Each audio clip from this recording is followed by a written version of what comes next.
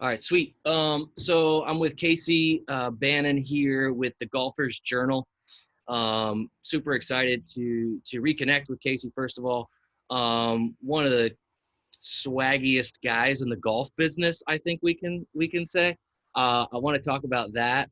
Talk about kind of the most current thing that's happening with you right now. I think the most exciting thing from a public-facing standpoint is that you are going to be going on this cross-country trek for the Golfers Journal inside of this custom-built Mercedes Sprinter. So for middle-aged guys like myself, you're living our dream. But first of all, before we get to that, that's so exciting. I just want to talk about you. Tell us a little bit about like about a 10-second. This is who I am and this is what I do, and then we'll get into a little bit about how you got there. For sure. Like you said, my name's Casey Bannon. I'm currently the assistant editor for the Golfers Journal, which is it's an independent quarterly.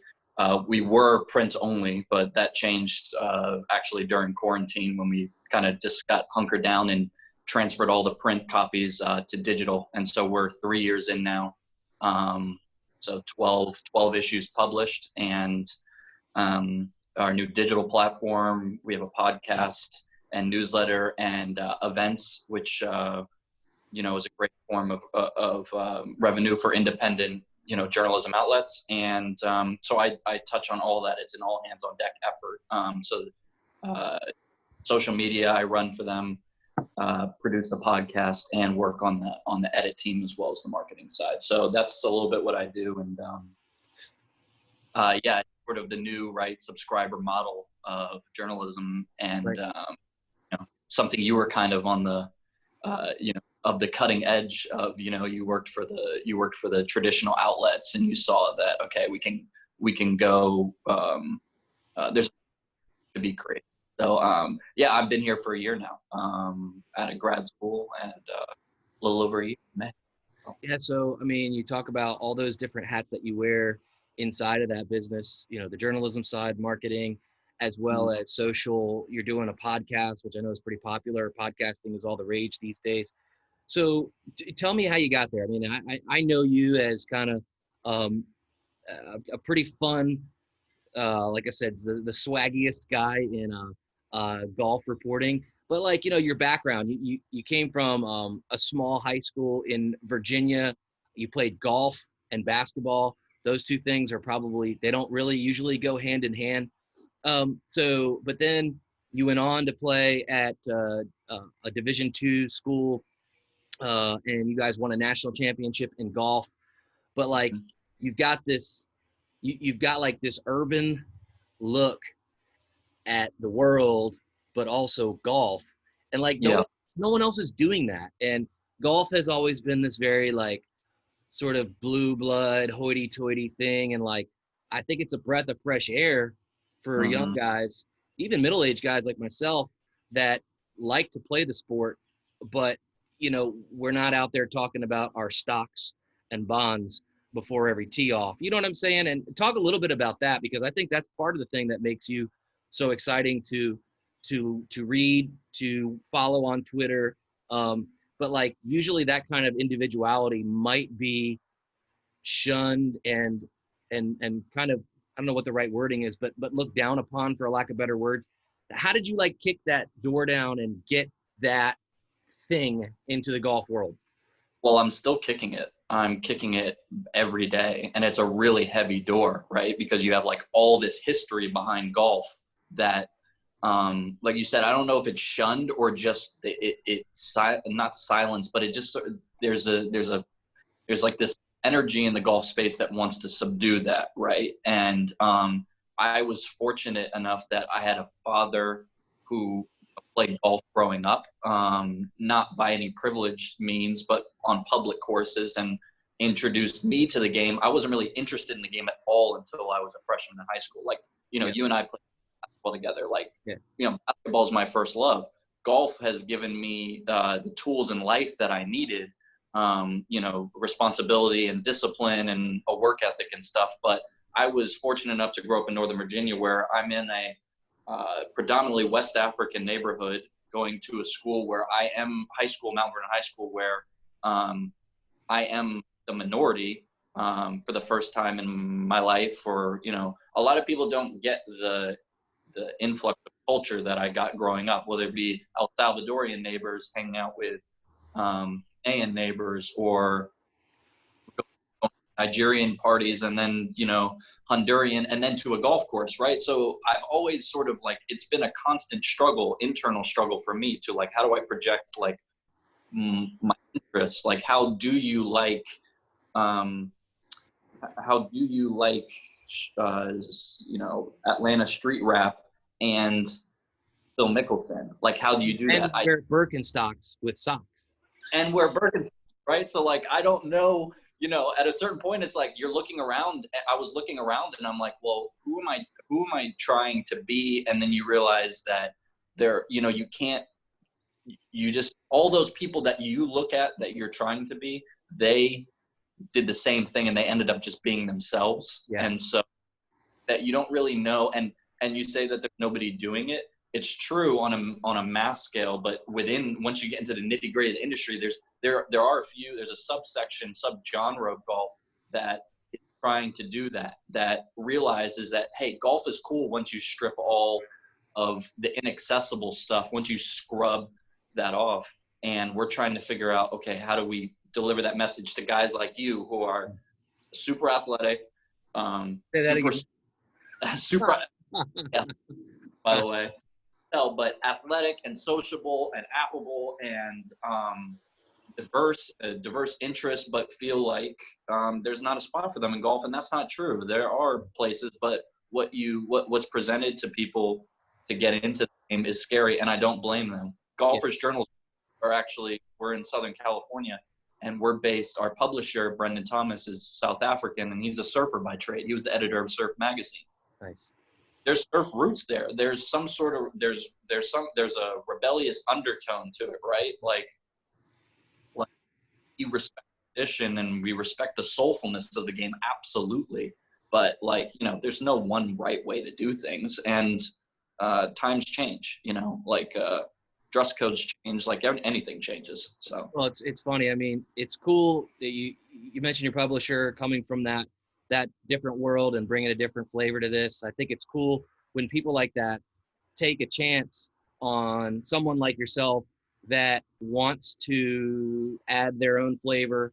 Kudos to you too for kind of sticking to who you are. It's very easy in this business to just feel like you need to talk a certain way or write a certain way to fit in with what has been traditional media.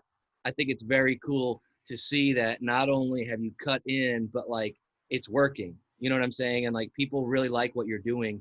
Um, Speaking of, I want to do a quick screen share here because um, I want to jump into this next thing that you are doing, which is sort of the reason that I connected with you because it's very cool. yeah. You're going to be taking. Actually, I'll let you tell. I'll let you tell the story here. Tell me about. Let me see if I can find this. What I pulled up. All right. So I've got this Golfers Oh, yeah. Journal post up. And you're going to be taking this thing cross country. Tell me a little bit about that. What you're doing, and then maybe backtrack it. B, to the idea and how this came about. Yeah. So the actual trip. Well, let me start with our event series because this is a pretty out of the box idea, and that independent entity been sort of jumping on lately. And this is the idea of our publisher, Brendan, goes back like this is an additional stream of revenue events, and with the subscriber based model like the Athletic and like other things, we have access to these places and can sort of bring people together, and it's just an added value of your subscription to the Golfers Journal that these events are specifically tailored to the people that read our books. So with that in mind, when the shutdown happened, we had a conversation. It was like, look, if we're going to be confined to our homes, it makes content creation pretty difficult. And also a big part of what we do is interact with people on the road. So this idea of a mobile content studio came up. And actually my internship with DMV Stream became very helpful in this regard, right? Because I have real experience in the back of a truck. Right.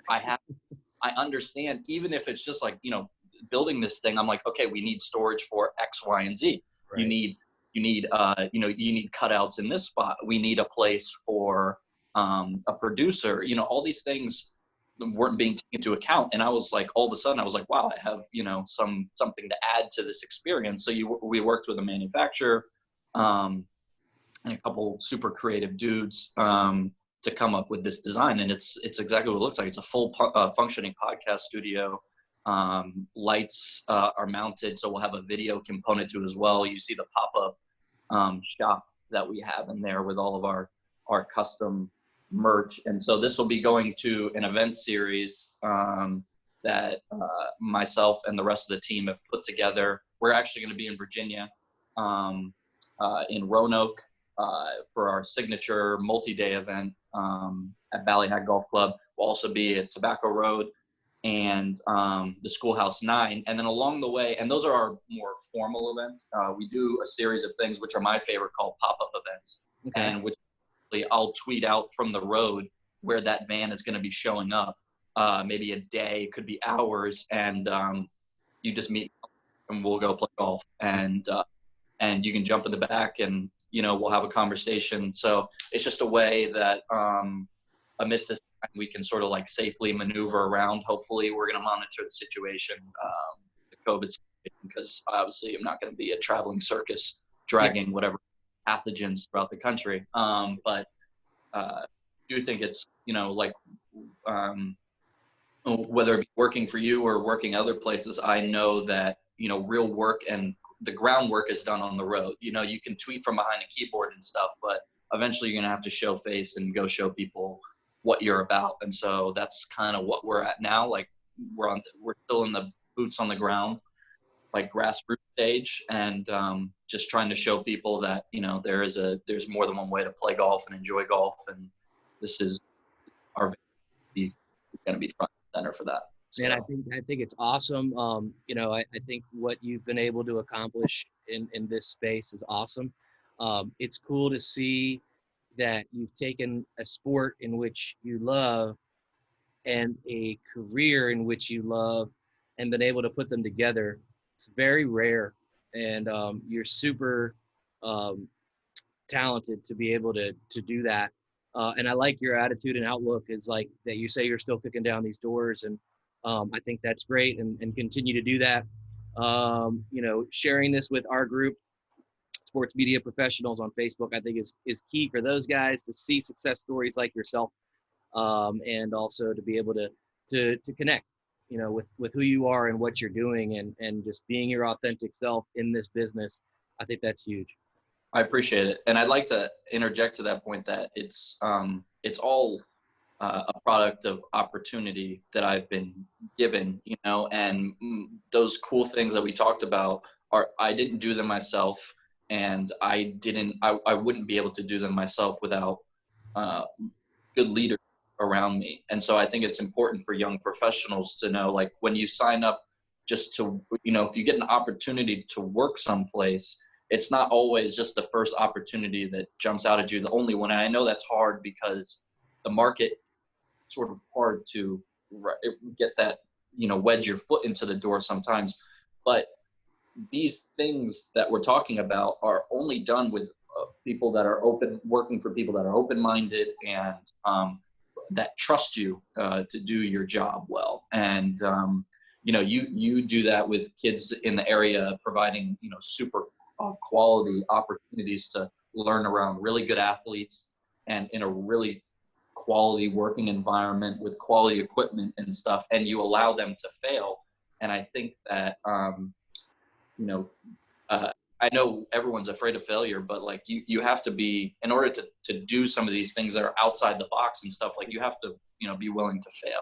And cool. That's cool to say that, man. I mean, I appreciate that. And, I don't remember you doing much failing other than when Brandon Green hit you with the swim through and bloodied your nose on that route. still You still have it? Oh, man. I never seen a guy bounce back so fast from injury to get back out and play. Got to get back. Greg, yeah. But listen, man, again, super proud of you. Keep up the good work. We'll be following your tour. Where do people find you? How do they kind of figure out where to continue to follow what you're Yeah. doing? And I'll be in the air. Are you in Florida, by the way? Yeah, I am. I've been here since March. It's been Oh, we've been hunkering down. I was like, I know that backdrop. That I know palm trees and screens for the mosquitoes. So, um, uh, but I'll be in the old neck of the woods in the DMV area.